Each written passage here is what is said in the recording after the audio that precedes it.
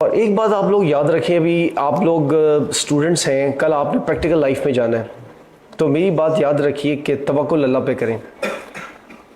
یاد رکھیں اگر اللہ آپ کے ساتھ ہے پھر پریشانی کی کوئی بات نہیں ہے. کبھی نماز نہیں چھوڑیں، کبھی.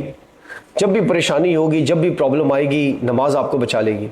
انسان پریشان ہو جاتا ہے، منتشر ہو جاتا ہے، گیو اپ کر دیتا ہے انسان، لیکن نماز جو ہے نا وہ آپ کو گیو اپ نہیں کرنے دیتی. تو نماز کبھی نہ چھوڑیں.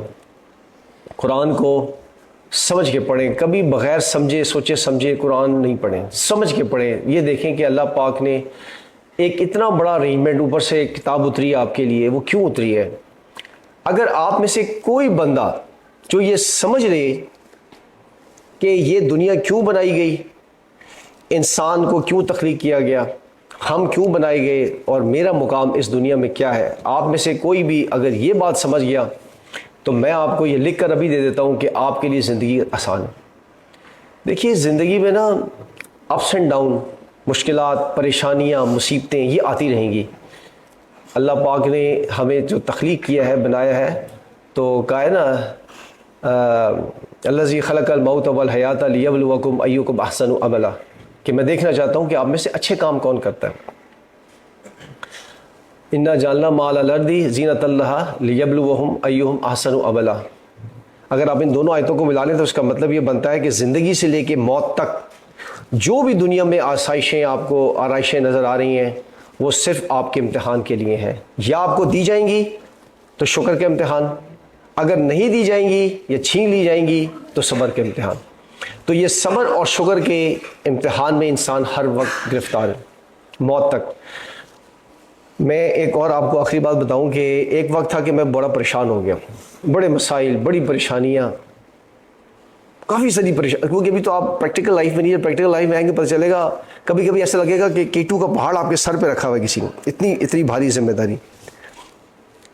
تو میں دل میں کہہ رہا تھا، میں نے کہا یا اللہ نمازیں بھی پڑھ رہا ہوں ٹائم سے، باقی بھی کام کر رہا ہوں، تو لیکن ساری پریشانیاں تو میرے لیے ہیں، باقی سارے یشی کر رہے ہیں، تو میں پریشانیوں میں ہوں. ہر وقت ساری پریشانی مجھے، ساری پریشانیاں میرے لیے. میں بڑا ڈاؤن اور بڑا پریشان تھا.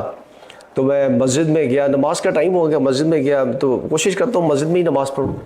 تو میں نے نماز پڑھی، تو جب میں نماز پڑھ کے میں نے سلام پھیرا، السلام علیکم ورحمۃ اللہ، تو رائٹ سائڈ پہ جب میں نے سلام پھیرا تو میرے سے 2-3 آگے ایک صاحب بیٹھے ہوئے تھے جو ان کی ٹانگ کٹی ہوئی تھی، یہاں سے چوپ آف ہوئی ہوئی تھی اور کٹا ہوا گھٹنا مجھے نظر آیا.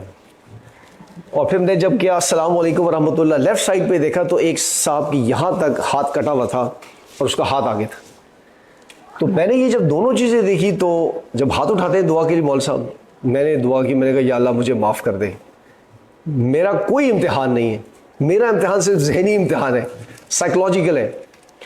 لیکن جب تک یہ لوگ زندہ ہیں قبر تک ان کا امتحان چلتا رہے گا، ان کا امتحان ختم نہیں ہو رہا. ہر سٹیپ پہ، ہر موومنٹ پہ، پش پہ، پل پہ کوئی چیز ہاتھ بڑھا رہے ہیں، کھڑے ہیں، نماز پڑھ رہے ہیں، ہر وقت امتحان ہے ان کا.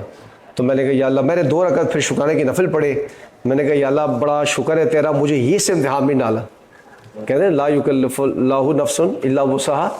تو اللہ تعالیٰ جو مصیبت آپ پہ ڈالتے ہیں، پریشانیاں ڈالتے ہیں، وہ آپ کی وسعت کے مطابق ہوتی ہے، آپ کی کیپیسٹی کے مطابق ہوتی ہے.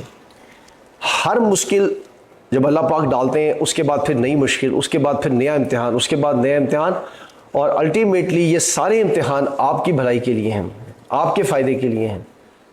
انسان کو سمجھ نہیں آ رہی تھی کہ اس میں میرا کیا فائدہ ہے یار، لیکن یہ ہوتا آپ ہی کا فائدہ ہے.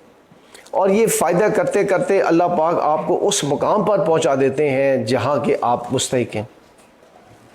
اگر آپ صبر کریں گے، شکر کریں گے، اور اللہ تعالیٰ کی جو جس امتحان میں بھی اللہ ڈالے، یا وہ شکر کا امتحان ہوگا یا کس کا، صبر کا ہوگا. اولاد مل گئی، شکر کا امتحان، نہیں ملی، شکر کا امتحان. مال و دولت مل گئی، اتھارٹی مل گئی، پوسٹ مل گئی، شکر کا امتحان، نہیں ملی، صبر کا امتحان. آپ کو اور کیا ہے دنیا میں چیزیں، صحت مل گئی. اب صحت سے بڑی دنیا میں کوئی نعمت نہیں ہے. اچھا آپ اچھے خاصے رننگ کر رہے ہیں، جاگنگ کر رہے ہیں، بڑی اچھی صحت ہے، آپ شکر گزار نہیں ہیں اللہ کے. تو جب مل گئی شکر، نہیں ملی صبر. تو یہ دو امتحان ہیں جس میں موت تک ہم نے رہنا ہے. یا طریقہ یہ ہے کہ آپ شیطان کے ساتھی بنیں, اس دماغ کو استعمال کریں اور جتنے غلط کام ہیں اس میں پڑھتے جائیں. یہ دماغ ایسی چکی ہے, یہ چلتی رہے گی, یہ چھوڑے گا نہیں آپ کو. یہ آپ کو ایسے نت نئے ٹیکنیک بتائے گا خرابیوں کے, برائیوں کے, کہ آپ حیران ہو جائیں گے اگر آپ اس راستے پہ چلنا چاہتے ہیں. پھر ایک راستہ ہے صراط مستقیم کا راستہ. یہ مشکل راستہ ہے, اس میں امتحانات ہیں, تکلیفیں ہیں, مشکلیں ہیں, لیکن اس میں اللہ کا جو وعدہ ہے وہ یہی ہے, عسر اور یسر دونوں. تو اللہ پاک آپ کو آہستہ آہستہ آہستہ آہستہ اس مقام پر لے جاتے ہیں جس پر آپ ڈیزرو کرتے ہیں. اور قیامت کے دن ایک دن ضرور آپ کو خوشی ہوگی کہ اللہ پاک نے مجھے ان امتحانوں میں ڈالا, ان مشکلوں میں ڈالا, اور اس میں سے مجھے کتنا فائدہ ہوا اور میں کتنا ثواب مجھے ملا.